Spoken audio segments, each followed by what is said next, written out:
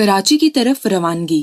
1965 की जंग के बाद गालिबन दिसंबर या जनवरी में अब्बा जी के तबादले की वजह से हमें कराची जाना पड़ा। ये शऊरी तौर पर मेरी पहली हिजरत थी, क्योंकि इससे पहले अब्बा जी के तबादले मेरी बहुत कम उम्री में हुए। मेरा बचपन कोयटा में गुजरा था, इसलिए जब मुझे पता चला कि हम कराची मुंतकिल हो रहे हैं तो एक अजीब सा खौफ महसूस हुआ। लेकिन इस खौफ के साथ साथ मुझे नई जगह जाने का तजस्सुस और खुशी भी थी। मैंने सुना हुआ था कि कराची के लोग पढ़ाई के मामले में बहुत तेज होते हैं। मुझे खौफ था कि कहीं कामयाबी की दौड़ में उनसे पीछे न रह जाऊं। हमने घर का सारा सामान 15-20 दिन पहले ही से बांधना शुरू कर दिया था। अब्बा जी की अब भी आदत है कि जब भी किसी सफर पर जाना हो वो काफी दिन पहले से ही तैयारियां शुरू कर देते हैं। इसी तरह अगर ट्रेन ने 3 बजे जाना हो तो वो 1 बजे सामान बांधकर स्टेशन पहुंच जाते हैं। उस वक्त हम बच्चे अक्सर इस बात पर चिढ़ जाते थे। अब मुझे इस बात पर बड़ी हंसी आती है। आज भी मैं जब ट्रेन में सफर करता हूँ तो कोशिश करता हूँ कि वक्त से कम 1 घंटा पहले स्टेशन या हवाई अड्डे पहुँच जाऊँ। शायद अब्बा बनकर सब एक जैसे हो जाते हैं। हम अपने सारे सामान के साथ कोयटा के रेलवे स्टेशन पर पहुँचे और दर्जा अव्वल की उस बोगी में बैठ गए जो सरकारी तौर पर हमारे लिए मखसूस थी। अब्बा जी को अलविदा कहने के लिए कोयटा के कस्टम का स्टाफ यूनिफॉर्म पहने हुए मौजूद था। हर एक की ये ख्वाहिश थी कि उस सफर के हवाले से हमारे लिए वो कुछ न कुछ जरूर करे। अभी थर्मास या फ्लास्क का जमाना नहीं था, इसलिए कुछ लोग 2-3 खूबसूरत सुराखियों में पानी और प्लास्टिक के चंद ग्लास जो इस जमाने के लिहाज से काफी मॉडर्न थे लाए थे। इसी तरह फलों की कुछ पेटियां भी थीं। सर्दियों का जमाना था, लिहाजा रुखसत करने वालों की तरफ से मुख्तलिफ इकसाम का खुश्क फल भी बतौर तोहफा पेश किया जा रहा था। इसी तरह ट्रेन का अमला मसलन गार्ड वगैरह भी अब्बा जी से मिलने आ रहे थे। मैंने महसूस किया कि अब्बा जी के स्टाफ की आंखों में उदासी थी। वो वाकई अब्बा जी से मोहब्बत करते थे और उन्हें अब्बा जी के तबादले का दुख था। सीटी बजी और ट्रेन आहिस्ता आहिस्ता चल पड़ी। कुछ लोग ट्रेन के साथ आहिस्ता आहिस्ता चल रहे थे। जब ट्रेन ने भागना शुरू किया तो उन्होंने भी उसके साथ साथ भागना शुरू कर दिया। वो सब अब्बा जान से कुछ न कुछ कह रहे थे। ट्रेन को कब मोहब्बत का ये इजहार पसंद आया। उसने तेज तेज भागना शुरू कर दिया। उन्होंने भी अपनी रफ्तार तेज कर दी, लेकिन जल्द ही ट्रेन ने दौड़ जीत ली। ट्रेन ने खुशी से सीटी बजाई और दरमियानी फासले को ज्यादा से ज्यादा बढ़ाना शुरू कर दिया। कोयटा के पहाड़ खुश्क और बंजर होते हैं और दूर दूर तक एक जैसा ही मंजर होता है। अगर आप गौर से उन पहाड़ों को देखें तो उनकी हैबत में खो जाते हैं। कभी कभार सुनसान इलाके में चंद एक बकरियां नजर आएंगी और बहुत तलाश करने पर एक चरवाहा अपनी खस्ता हालत के बावजूद एक लंबी सी छड़ी पकड़े खुशी से झूमता झामता उन बकरियों को हाँकता नजर आता है। मैं अक्सर सोचा करता था कि ये लोग इस जंगल में क्यों रहते हैं। कुछ ही मीलों की मुसाफिर तय करने के बाद ये कोयटा शहर या किसी और शहर में रहने के लिए क्यों नहीं चले जाते। शायद ये अपनी हालत में बेहतरी ही नहीं चाहते और इन्हें आसाइशें अच्छी नहीं लगती। आज बहुत अरसे के बाद मुझे इसकी वजह समझ में आई है। मुझे कई बार अमेरिका और यूरोप में मुस्तकिल कयाम का मौका मिला, लेकिन मैंने कभी उससे फायदा नहीं उठाया। शायद मेरा वहाँ रहने को दिल नहीं चाहता। हालांकि पाकिस्तान उन मुमालिक के मुकाबले में वैसा ही गैर तरक्की याफ्ता है जैसे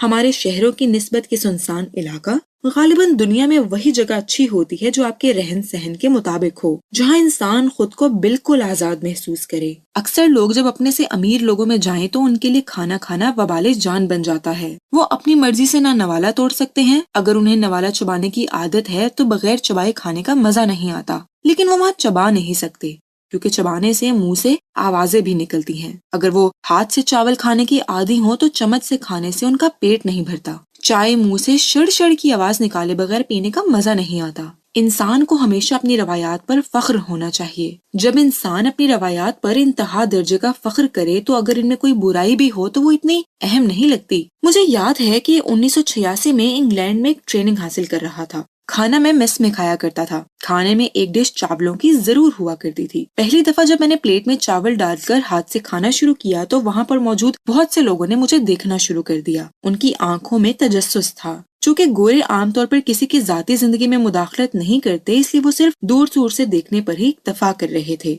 मेरा एक गोरा दोस्त भी मेरी ही मेज पर खाना खा रहा था। मेरी उससे काफी बेतकल्लुफी हो चुकी थी। शायद इसीलिए उसने मुझसे पूछा, What is so special about it? इस तरह खाना खाने में क्या खास बात है। मैंने कहा, मुझे चावल हमेशा यूं ही खाने में मजा आता है। चम्मच से चावल खाने से मेरी भूख नहीं मिटती। तुम भी जरा हाथ से खा कर देखो, तुम्हें यकीनन अच्छा लगेगा। उसने हिचकिचाते हुए कुछ नवाले हाथ से खाए, लेकिन उसे इतना मजा आया कि उसके बाद उसे चावल खाते हुए कभी चम्मच इस्तेमाल नहीं किया। मैं ये नहीं कहता कि छुरी कांटे से नहीं खाना चाहिए, जरूर छुरी कांटे से खाएं। मैं इस बात के हक में हूँ कि पहले तो एक एक अच्छा और सेहतमंदाना लाइफ स्टाइल अपनाएं और फिर किसी से मुतासिर होकर उसे तब्दील ना करें। जो चीज आपको अच्छी लगे, जो चीज आपको जायका दे, जो चीज आपकी जिंदगी में आसानियां पैदा करे और जो चीज आपके बोझ को कम करे, उसे जरूर करें। जिंदगी में बहुत से बोझ हम यूं ही अपने कंधों पर उठाए फिरते हैं। अगर आप तकल्लुफात से पाक जिंदगी गुजारते हैं तो किसी को दिखाने के लिए बनने की कोशिश ना करें। मेरे ख्याल में आदमी को लिबास, खुराक गर्ज, अपनी तमाम चीजों का जरूर ख्याल रखना चाहिए, लेकिन ये ख्याल उसी अंदाज में रखना चाहिए जो उसकी फितरत के मुताबिक हो।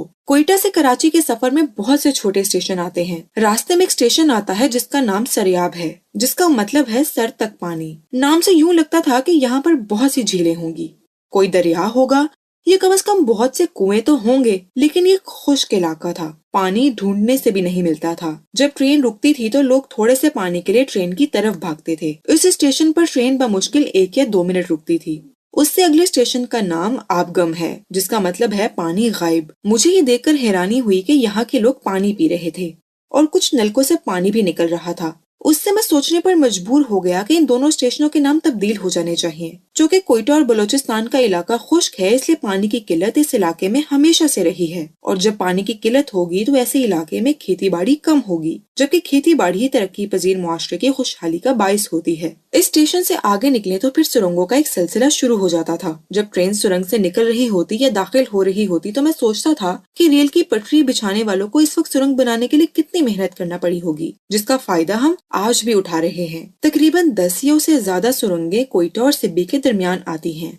जब ट्रेन सुरंग में से गुजर रही होती तो आमतौर पर सब बच्चे जोर से चीखे मारा करते थे। असल में सुरंग के अंधेरे से खौफ आता है तो इसे दूर करने के लिए हम ऐसा किया करते थे। ये इंसानी जुबलत है कि खौफ को दूर करने के लिए वो चीखता है। अब भी जो लोग लड़ाई के मौकों पर बुलंद आवाज में ये बात साबित करने की कोशिश कर रहे होते हैं कि उन्हें खौफ नहीं आता, वो दरअसल वो खौफ की वजह से ही बोल रहे होते हैं। बच्चों के अलावा बड़ी उम्र के लोग, खास तौर पर नौजवान पठान और दूसरे पंजाबी भी आवाजें निकाला करते थे।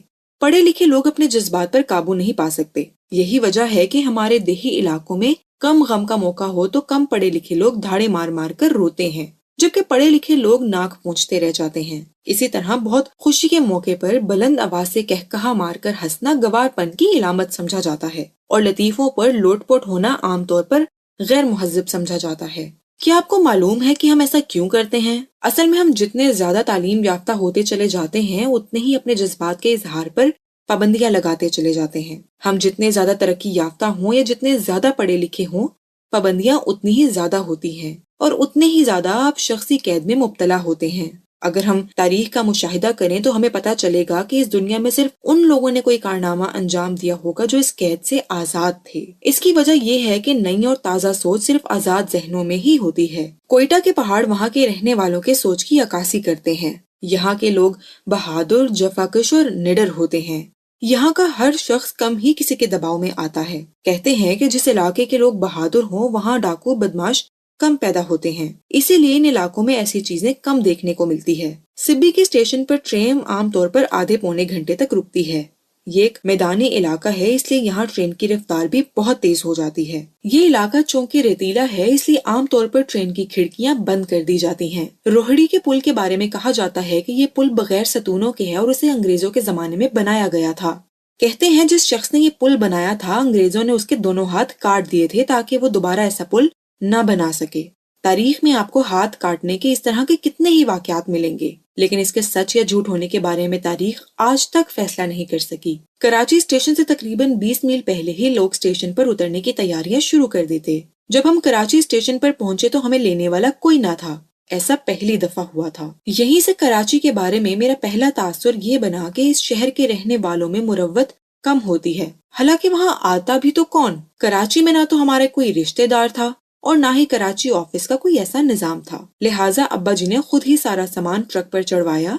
मैं भी ट्रक पर चढ़ के बैठ गया और यूं हम तकरीबन 1.5 घंटे में अपने नए घर पहुंचे।